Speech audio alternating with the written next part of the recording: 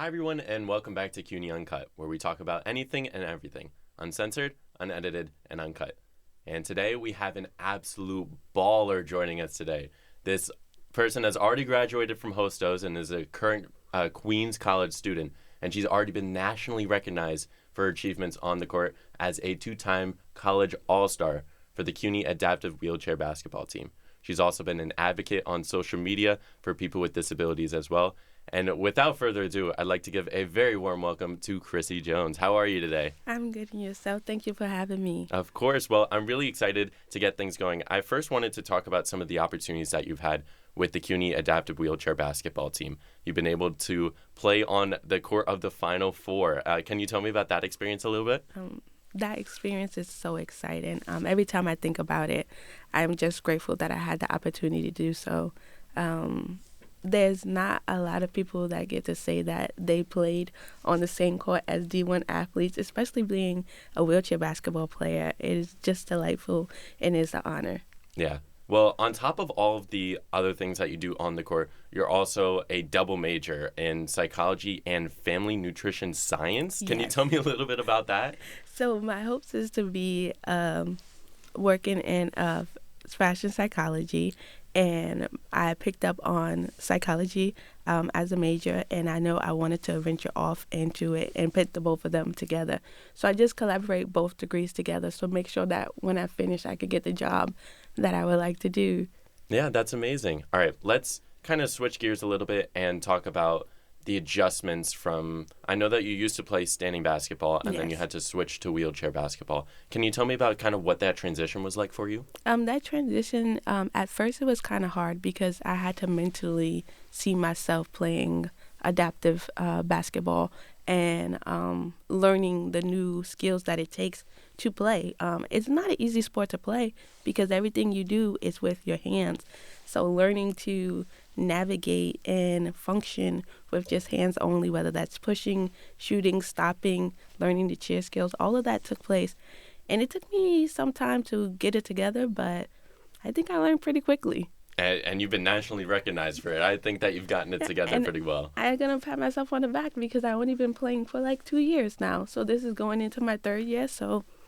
Yeah, and you've been doing honestly sensational. Some of the terms that you use, though, to describe wheelchair basketball are very unfamiliar to a lot of different people. Can you kind of explain what's different about wheelchair basketball, maybe some of the rules or anything like that? Yes. So the first thing I would tell you in wheelchair basketball, you always think like there's no such thing as traveling, but it is. Instead of 2 steps, we get 2 pushes. The way we calculate fouls or chair aggression, the big wheel has to stop in front of the foot plate. And just like the basic rules still apply, but those are some of the 2 major differences. And we play on a point system. So we go 1 through 4 or maybe a 4-5. So from that grade system, you have a team of athletes that are, based on their disabilities, classified. What part of the classification comes in as how they are able to maneuver in their chair. Mm-hmm. So like I said, it's a scale to 1 to 4. And based on how you are classified, you get to play. And there's a 14-point system in that game. Okay, so can you kind of explain a little bit more, like step by step, the 1, the 2, the 2.5? Like, what's the range and how is it really classified? Okay, so from my knowledge, a 1 is someone that may not have like a lot of trunk mobility, a lot of hand mobility. So we put them in the game, and they're mostly going to be the person that sets up the seals, that gets the picks, they clean the floor, you know. They're usually the fastest person on the court. Mm-hmm. So, and then as you get up in the grade scale, you have more functions. As you get higher in the grade, you have people that would be able to catch the ball a little bit more, that can get a high pass or a low pass, but it just depends on who you're playing with. Mm-hmm. And based on their disability, you know the person that you're playing with from the team, so you just kind of calculate from that. Gotcha. And you said it's a 14-point maximum for how many what points you can have altogether? Yes, a point system. Like, I think the difference in able-bodied basketball is like you have a power forward, you have a center. Once you can't have 2 centers on the court. Mm-hmm. But in wheelchair basketball, you really don't have like a power forward. You just have that point system, and you can't go past that 14 points. So it's really a number game with coaches, and it's really skilled because you have to know who you have on the court. When you want to sub somebody out because of charity, you can't just throw anybody in there. You got to really think about who's going to play together and how does this unit work well together. A lot more strategy seems like it's involved in this game. And something that I've noticed that's different about wheelchair basketball is the chair. Yes. I think that's a very important part of it. Can you talk about the difference between an everyday chair and a chair for game day? Of course. So an everyday chair is more slim. It's custom made to you. So is your wheelchair. For basketball or tennis, whatever adaptive sport you play, you get a custom chair. But most likely your wheels are going to be on an angle so that it's faster. Your everyday chair has brakes, but your adaptive chair doesn't. So you can go as hard as you can push, that's how fast you'll go. Wow. And what happens when you need to stop? You have to stop with your hands. That's what I'm saying. It's like multifunctional. If somebody is coming, and this is when we talk about charges, right? Okay. If somebody is coming head on court and they're bouncing, and you see that person stop in front of you, and you don't put your hand on the wheels and just like pull back slightly, then that's a charge on you. So, yeah. All right. Well, that's a big call to pick up. I wanted to talk a little bit about how you train for game days and what does a typical training session look like for you? So typically I like to start and doing some weightlifting, and then from weightlifting go into stretching, and then I do some shoot-arounds. That's always my go-to, and my main focus is, I don't know, I'm kind of different, but I like to listen to music. And I like classical music. I need something to be slowed down. I don't want to be rushed because when you get in the game, you have all the noise. So when I'm getting ready for pregame, shooting around on the court, it's something really slow going on. That's very interesting to me. I understand like the calmness and wanting to like be okay under pressure, but I don't know if I know too many people listening to classical music before a game. So I think that I give you props for that. What does your coach think about that? We all have like different, I guess, music choices. So we have a playlist. So you'll have a playlist of like something classical come on, and then like some hip hop or like some R&B. But you know, like for the guys team, it's really rare that you get hip hop because they love R&B. Like they love singing more than the women's team. So I don't blame them. I love my little karaoke as well. But I did want to ask about your coach and what his influence on you has been so far playing on this team. Yes, my coach has been a tremendous influence on me. From the time that he reached out and asked me to play, he's been with me every step of the way, on the court and off the court. One thing I could say about Coach Ryan is he's not a coach that's solely focused on basketball. He really cares about what you do outside of the court, whether that's finishing school in any aspect that he can help you, if that's finding a job, if that's filling out resume. He makes sure he puts the place and things in order so that you can have the things that you need, and I really appreciate that about him.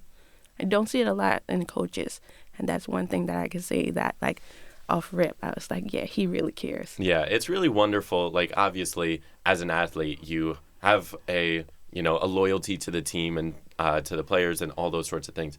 But really, you're a student first. You're a student athlete. Student comes first. So it's really wonderful that he focuses on getting your degree and like all of those sorts of things in front of just playing ball. Yes, and he does that very often. It doesn't matter what athlete comes to him.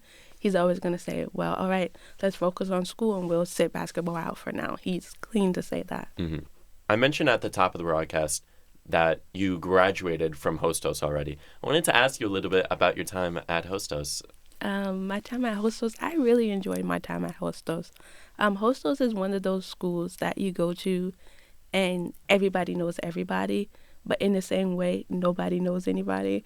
So it's very family oriented in a way that whatever you may need, as far as like for me, a person with a disability, as far as like accommodations and going to the Office of Students with Disabilities, whenever I went into that office to complain or to just get something that I needed done, they were always there to help me. They were always there to figure out a way to go around something or just guide me in the direction that I needed to go. And I really appreciate that. It's not often that you get into a place where when you need help, there's many hands reaching out to help you. And Hostos is one of those places. There was not a school of like giving you the runaround, and we know how that can get. Yeah, exactly. I think that being able to have an outlet, whether it be with a group of students or whether it be with some advisors, as long as you have somebody who can listen to your problems or help you through whatever you're going through in school, that's really important. And I'm so happy that you found that outlet at Hostos. Yes. And I wanted to ask about Hostos as a physical building, though, and like how important that was to deciding that you wanted to go to that school. I picked Hostos as my first school to go to because when I looked, I realized that there was just one building. They had an elevator, and the halls were really open. They didn't really have too many double doors that you had to push through. So as far as like accessibility, it was on the mark. Every bathroom was accessible. I didn't have to worry about I can't use this bathroom or this bathroom. So yeah, it was really nice. Yeah, that's really wonderful that you were able to navigate through Hostos so well. But I wanted to ask about that transition to Queens College and how it's been different. I know Queens is a much larger campus. Yes, Queens is a huge campus. So navigating a school that was just like 1 to 2 buildings that had an elevator, that had accessible bathrooms, going into Queens College, it's been a little bit difficult because, like you said, the school is much bigger and it's a lot of older buildings there. So everything is not accessible. There's not many accessible bathrooms. Only I would say majority of the newer buildings have accessible bathrooms, even accessible entrances. So it's a little bit harder navigating in the hallways because going through the double doors and things like that. And even at the Office of Special Services, there's not a lot of people there. So like if you go there, you may not get the help that you need. You put on like a waiting list, and that kind of like hurts you during the semester because the semester started and you need certain accommodations and you can't get them because there's no one there or someone responding to an email doesn't get it to like the next week or so. So, yeah. The semester doesn't go on pause when there's a problem. Right. So it's really difficult to, not have the people available that you'd like. But what are some of the things that a person with a disability, a person in a wheelchair, for example, will have to go through that a regular student may not have to and they don't realize it? Simply just navigating the campus. The way that you enter the campus, you would think the way that the layout was made in any school, I don't think adaptive or accessibility was in mind during those times. So the way you would enter a school would not be the same way that I would. Something as easy as like you go through the front building, you go up the steps and you go down. I would have to go through 3 buildings, go down to the basement, transfer, go over to the next building. So like my way of just simply getting to the same building that you got into to get to a certain floor, you have to go through like a maze just to do the same steps that you did because I wouldn't be able to access the stairs. And if you were to say like a normal 5-minute, walk to class, Yes. How long would it usually take you instead? A normal 5-minute walk, especially at Queens, a normal 5-minute walk, it takes me, I timed it one time, from like one building to the next, it took me like 15 minutes. Wow. Just to get across for something that's just like, just walk across the quad or something like that, yeah. A large difference, all those transfers, it seems like it's like the MTA, like, Yeah. and with all the delays and everything going on, like it's really rough. But I wanted to ask actually about the MTA because you have to get to school somehow. Yes. How do you get to school? So at some point I was taking Access-a-Ride and that was my main mode of transportation. And Access-a-Ride is a city program that is a part of the MTA. It's called Paratransit, and you call and you book a ride and you tell them where you want to go, but you have to call 1 to 2 days in advance and then set up a time that you want to be picked up. But that gets kind of rocky sometimes because you tell them that you want to be picked up at 10 a.m. and sometimes they don't get you until 11:20 or 11:45, and they just say like, hey, we had a 30-minute delay of traffic or something, and you just like have to deal with that. So that really affects how you go to school. So I know a lot of people that take Paratransit and Access-a-Ride. You have to book hours in advance. So like if you needed to be somewhere for 9 a.m., which many classes start, I would book for 6 to get there for 9 to make sure. 3 hours in advance? 3 hours in advance, because sometimes when you get in the ride, they go to pick up someone else, and you don't know how far out they have to go to get that person. But the good thing about that one is if you get picked up first, you get dropped off first. But that's kind of the rule, but not all the time that happens. So I've been picked up in Brooklyn and taken all the way to the Bronx to go to the Queens. So it doesn't, it's not like it's in the same line. It's just how the trips are set up. So that process, getting up at 6 a.m. to get to a class at 9 a.m. Yes. That's a lot. That's Yes. really a lot, and that's taxing. And what are some of the other struggles that you've really run into with the Access-A-Ride? Some struggles is that when you're on campus, sometimes they're not letting the Access-A-Ride in. So you have to go from one end of the campus to the next. So like in the city, just imagine like you getting out at the main entrance, but your car is at the back entrance. For you to even walk around the block, you know that's going to take like a good 2 to 3 minutes. But for someone in a wheelchair, that's going to take much longer. And you only have a 5-minute grace period. So from the time that they call and tell you that they're ready, you have 5 minutes. So if it takes you 2 to 3 minutes, I'm not going to make that. And they will leave you, and you'll call and be like, hey, my driver left. And they'll be like, we called and told you that we were outside. There's nothing that we can do. You have to figure out how you're going to get home. So that's kind of heartbreaking, and it's really tough. So just being on that schedule where you have to be there 3 hours in advance, and whenever they have to call, you have to just zoom out and get to wherever they are. That's kind of tough. Yeah, that's really difficult, especially with a disability in the first place. How would you look to improve this for the future for either Access-A-Ride or for the MTA? How would you like to really help people out? I've been waiting for someone to ask me this question because I think I have a good solution. So I think if they changed how we book trips, like maybe make it like on an Uber system, call when you're ready, or call maybe 10 to 15 minutes prior to the time that you need it, whatever's in the vicinity to pick you up, that would work.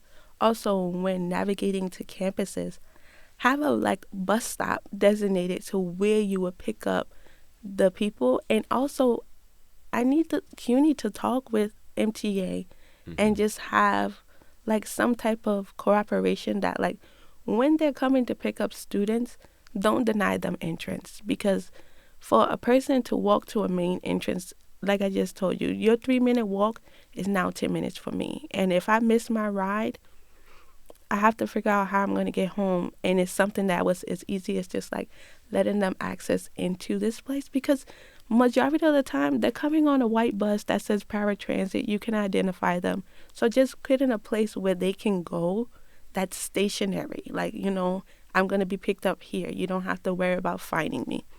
Yeah, it seems like especially on top of the 5-minute grace period, that's a lot to stress about. And all you're trying to do is get home. And that's really a lot for an everyday student. If, you know, you get to class, or if you're trying to get to class and they miss and they don't get you, you know, that's an absence for you. Right. You're not getting in. You only have 3 absences. Exactly. So you can't miss it. So like imagine, like, you guys understand, like when you get on the train and the train is delayed and you're like, oh man, I'm going to be late to this class, you know? And then like when that happens every class, the professor's kind of just like, all right, this person just always late. But like when you're on someone else's time, like paratransit, I don't control when they come and get me, when they don't come and get me, because sometimes they just don't come. Yeah. Like, they just don't come sometimes, and you have to figure that out. You can be on the phone for like an hour to 45 minutes trying to get something else. So, is it because of like weather, or what causes some of the delays? I think it's a miscommunication with dispatch and the brokers that they use. Because like I said, it's kind of like Access-A-Ride. They have different brokers that they use that can come and get you. So if a broker is like, oh, my car broke down, I can't go and get that, no one is calling back the headquarters to say, hey, my car broke down, I can't go get that person. So you're sitting there waiting for someone who's never coming. And then they'll call you like an hour later, like, hey, did you get picked up? No, I'm still waiting. And the thing is, you have to wait outside. You can't be in the house because it's a 5-minute grace period. So at the time when it's your time to be picked up, they tell you be outside waiting. If you're outside, if I get picked up at 9:50 today, and I'm outside waiting at 9:50, and you don't come to 10:40, it's really cold outside. Yeah. it's freezing, especially out now in the winter and especially like that. So we really need some communication between the campuses and the MTA to really help people out with disabilities. Yes, and I'll be more than willing to sit down and talk and just advocate for what the things that different individuals with disabilities may need. And I really have to give you credit because this shows such a dedication to your education. And I really just applaud you for that because I don't know how many people would really go through that struggle on a day-to-day basis to just get to class. Yeah. So I really have to applaud you for that. But I wanted to ask a little bit about, you talked about why you wanted to go to Hostos. Now, Queens College, a much bigger campus, seems like it's not as easy to access and get around campus. Why did you choose to switch there? I chose to switch to Queens College because they had the major that I wanted to pursue, which was in fashion, and they also had psychology, so it bit the bullet for me. And also, that's where we had basketball practice. So instead of commuting like I used to from Hostos to Queens College, it cut down travel time because, like I said, I struggle with travel time. So being able to just be at Queens College, navigate to campus, and then just go right over to basketball practice, it just made it 10 times easier. Yeah. How has Queens College and your team and your teammates been able to help you through everything that you've had to go through, whether it be through an office, whether it be, just helping you out on the day-to-day basis? Yeah, I think with my teammates, once one person got to Queens and we saw the struggle, we kind of made our own map around campus as what worked to us. So whenever a recruit would come in, we'll show them, hey, this is the way that you go. I know it says go this way, but this is the way. So we made our own little shortcuts. And it's hard to navigate, but we made it such a way that okay, once we know if the elevator's not working over here, we'll send a text or something, because majority of the team goes to this school. So we're really communicating with one another. And you talked about, basketball and going to school for fashion as well. I wanted to ask a little bit about the fashion. What are you trying to get into once you're done at Queens? I would like to be a consultant. I already started working with some brands, just mainly talking about how adaptive apparel really affects you in your everyday life, and adaptive apparel and basketball, what we're wearing that, helps us in our gameplay and also in our everyday lives. If I'm having a pair of pants that has pockets, most basketball shorts have pockets, but when you're sitting down, that's just bunch material that's rubbing against your wheels. So it gives you a little bit more friction. Or something that may be we wear tights as well. So as far as the compression of the tights, we can't feel our legs. So something that may be compressed too tight, we won't be able to feel the difference if there's a lining or material sewn on the inside that's rubbing against us. It could give a skin breakdown. So just knowing those things, so I definitely want to be the person in the room having these conversations. It's tough conversations to have, but it's necessary, and it's things that maybe on an everyday basis that they don't think about when making it. So having someone on the board or in the room hey, instead of putting the pockets at the hip, bring it down a little bit by the knee, and just having that adjustment. How often do you find yourself having to go out of your way to get specialized clothing for yourself? Very often. Every time I shop, it's always a thing of, one, visualizing, right? How does this look? The model's standing up. So how does this look with me sitting down? Clothes just fit differently. I think every person in a wheelchair could tell you that your pants, they just go too high up, right? Where your waist should be, because we sit down, I promise you the pants is at the top of our stomach, right? So just having that adjustment of maybe just having seated pants where it can be adjusted so that it could hit your navel at the right part. Having sensory clothes that allow ports and neurological disorders, maybe you have skin sensitivity, certain fabrics and things irritate you. So just having that available that people can just go out and buy would be great. Do you find that specialized clothing has, an increase in price from everyday clothes? Yes. So it's even harder and even more expensive to accommodate yourself on just what you wear on an everyday basis, which is also something that I'm hopeful that we can kind of fix and move towards cheaper and better solutions in the future. Yeah. and just make it. My main goal in life is to one day just be able to walk into a mall and go into any store and just be like, oh, these shoes were made for me. This pants were made for me. So just having that, I applaud all the brands that are trying and opening up the gap to make the adjustments. So yeah. And I think that you've been doing a great job and have had a great start to it. You've been on social media advocating for other people with disabilities for quite a while now. Can you tell me about how content creation has helped raise awareness? For me, content creation has helped raise awareness because I've got to work with different brands that I have never thought like, oh, they will be talking to me about certain things. And they really want to know when they reach out, how can they make the change? What are the steps that they need to be doing when thinking about inclusiveness and accessibility in their everyday products, marketing? You know, how can we include this group of people that we've been excluding for so long? And it's really nice to hear that people are starting to try and make the right adjustments and make, better solutions for people with disabilities. If you could have, that one thing, or whether it be fashion, whether it be basketball, whether it be in CUNY, what would you like to see implemented to really help people with disabilities? I would like to see, whether it is in basketball, CUNY, work, I would just like to see people with disabilities placed in different settings so that when decisions are made, there's someone in the room that can advocate.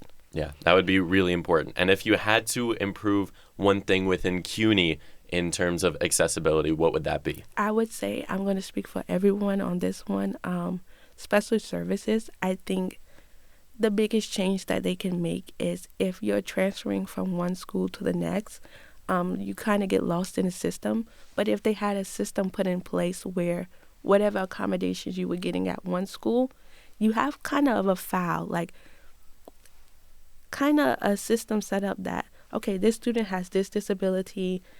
It's kind of a record that travels with you so that when you go somewhere and they look up your name, it has like maybe a picture or something like this student is a little bit different, because there's blind students, there's deaf students. And when you go in the office and somebody can't interpret what you're saying or they don't know how to help you, if you on your CUNY ID, when you're swiping on your emblem, if there's something to just like notify someone that, okay, this student may need this. So before I come in the office, the help is already there. There's already a translator there. There's something there waiting to help me.